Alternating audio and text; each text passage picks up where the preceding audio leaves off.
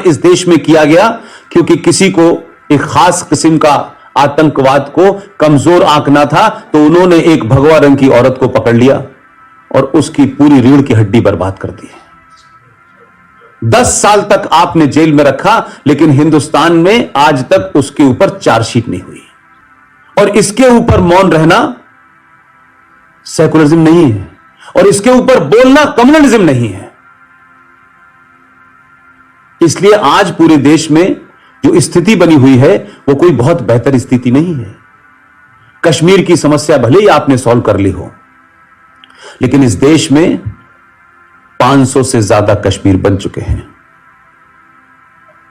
यह लड़ाई इतनी खतरनाक है कि जिसे आप हथियारों से और राफेल से नहीं जीत सकते। इस लड़ाई को समाज को लड़ना पड़ेगा। और जो 47 में हमने फैसला लिया था, उस फैसले के बाद जो बड़ा झूठ बोला गया कि 15 अगस्त 1947 को भारत को आजादी मिली है। आप भारत की राष्ट्रीय आर्काइव में चले जाइए, कोई डॉक्यूमेंट नहीं मिलता जिसमें यह कहा होगा 15 अगस्त 1947 को भारत आजाद हुआ है। ब्रिटेन का जो संविधान है उसका यह पहला पन्ना है, फर्स्ट पेज है, इसमें आजादी का जिक्र नहीं है। कोई डॉक्यूमेंट ऐसा नहीं है जिसमें यह कहा होगा कि यह आजादी के डॉक्यूमेंट पे हमने साइन किए हैं। लेकिन हम 15 अगस्त को जोर जोर से चिल्ला चिल्ला के भारत माता की जय करके आजादी मना रहे हैं। 15 अगस्त 1947 को यह देश 2 हिस्सों में बटा था और दोनों अलग अलग हिस्सों को एक डोमिनेंट स्टेटस मिला था। और इसी संविधान के प्रियम्बल में, जिसकी दुहाई बहुत दी जाती है, यह भारत के संविधान का प्रियम्बल है, जिसमें कहा गया है कि इसमें कोई बदलाव नहीं हो सकता। इसमें बदलाव नहीं हो सकता क्योंकि हमने जिस ब्रिटेन से लिया है उसकी फर्स्ट कॉपी के ऊपर लिखा हुआ है स्टेटस स्पेंट। जो इंग्लैंड का संविधान है उसका पहला पन्ना है और इसके नीचे एक वर्ड लिखा है स्टेटस स्पेंट। इसको कोई लीगल ईगल बैठा हो तो इसका मतलब सिर्फ यह होता है कि जो कुछ इसमें लिखा है यह एटर्नल है, अब इसमें कुछ चेंज नहीं हो सकता, इसमें कुछ बदलाव हो ही नहीं सकता इसके अंदर, जो आपका बेसिक है।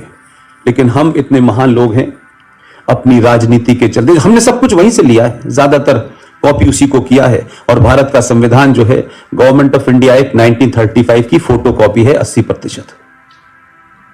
ये जो संविधान हमारा है ये 1950 का कॉपी है, लेकिन हमने ये आज की डेट में उसकी कॉपी है, जिसमें हमने बगैर ये सोचे समझे कि ये होगा, लेकिन मैं इसलिए ये बात जिक्र कर रहा हूं, ये इलीगल था। लेकिन सत्ताओं में लोग इस ताकत में आए कि उन्होंने कहा हमने कर दिया है, अब इस पर सवाल नहीं उठना चाहिए। जो ओरिजिनल संविधान है उसमें लिखा हुआ है 26 day of November 1949 to hereby adopt enact and give to ourselves this constitution. यह भी उसी तरीके से एटर्नल है जैसे इंग्लैंड के संविधान के पहले पेज पे लिखा हुआ है। लेकिन आपने अपनी राजनीति के चलते, मजबूरियों के चलते, वोट के चलते 1976 में भारत का जो प्रीएम्बल था उसमें आपने बदल दिया। उसमें लिखा है we the people of India having solemnly resolve to constitute India into a sovereign democrat republic था। लेकिन 1950 के संविधान के इस बेसिक प्रीएम्बल में आपको लगा कि आपकी राजनीति डूब रही है, तो आपने भारत के प्रीएम्बल में चेंज करके उसमें सेकुलर और सोशलिस्ट का वर्ड डाल दिया। इस पे चर्चा हुई। इसमें भी एक बात है कि ये जो उसको बाद में कर लेंगे, उसको बाद में कर लेंगे। तो मैं ये कह रहा हूं कि इन सवालों को आप नहीं उठाएंगे और ये सोच के मानेंगे कि क्या फर्क पड़ता है, हो गया होगा, देख लेंगे, तो कभी कभी तमाम हजारों समस्याएं एक साथ जब आती हैं तो आप उनको सॉल्व नहीं कर पाते हैं और फिर आप एक्सेप्ट कर लेते हैं। तो पाकिस्तान बना, पाकिस्तान के कौन कौन बेहतरीन कैरेक्टर थे बनवाने वाले, उनके बारे में कुछ बताया गया। और यह बहुत अच्छी बात होती है कि अगर घर की कोई समस्या है तो उसको छुपाने के लिए पड़ोसी के ऊपर डाल दो,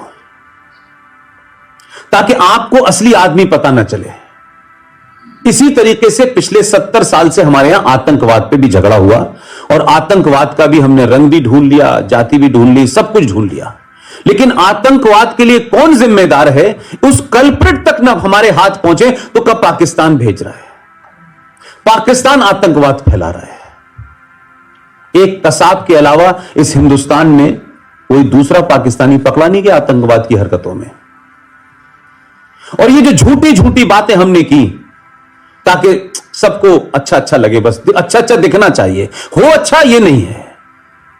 अच्छा वो होता है जो हर परिस्थिति में खड़ा रहता है और बगैर किसी इस बात के कि कोई नाराज होगा कोई खुश होगा, सच बात मानता है और सही दबाव को एक्सेप्ट करता है, वही सच्चा होता है, वही लंबा चलता है। ये कुछ शब्दों से हम सब साथ साथ हैं, हमने ये किया, ये बड़ी कॉस्मेटिक बातें होती हैं जो अब समाप्त हो रही हैं और धीरे धीरे लोगों के चेहरे से उतर रही हैं।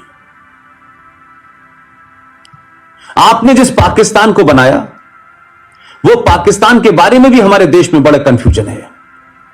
और ये बात में खासतौर से हमारे एक साथी हैं पवन, उन्होंने कहा कि आप पाकिस्तान के बारे में जरूर बोलिए क्योंकि 12 साल में वहां रहा हूं। हमारे यहां एवरेज जो आदमी है वो पाकिस्तान के बारे में कुछ नहीं जानता, और उसको लगता है कि भारत के अखबार जो लिख देते हैं वही सत्य है।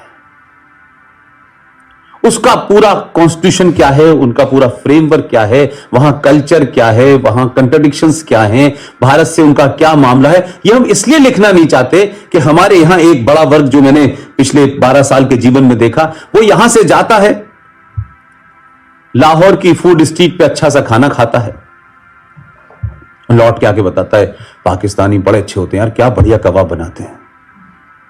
यानी किसी देश की राजनीति को, समाज को समझने के लिए कबाब जरूरी है, और उससे हम उनकी पॉलिटिकल सोच, सोशल कंट्राडिक्शन, उसके बारे में बात कभी नहीं करते। उर्दू हमें आती नहीं है पढ़ना, और इंग्लिश में बात हम करते नहीं। पाकिस्तान का जो कंपोजिशन है, अगर जिस दिन इस देश को समझ में आ जाएगा तो ये जो हमारे पूरा मुल्क जो है पाकिस्तान सेंट्रिक हो गया है। पाकिस्तान, हर आदमी से पूछ लीजिए, उसे चाइना से कम डर लगता है, पाकिस्तान से ज्यादा लगता है। हर छोटी छोटी बात में पाकिस्तान का जिक्र, और छोटी सी जीत को ऐसा लगता है जैसे हमने पता नहीं क्या जीत लिया।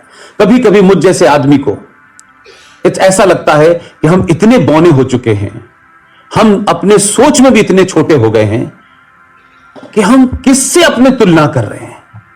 जिनसे तुलना करना भी मेरे लिए शर्म की बात है, उससे पूरा देश तुलना करता है अपनी,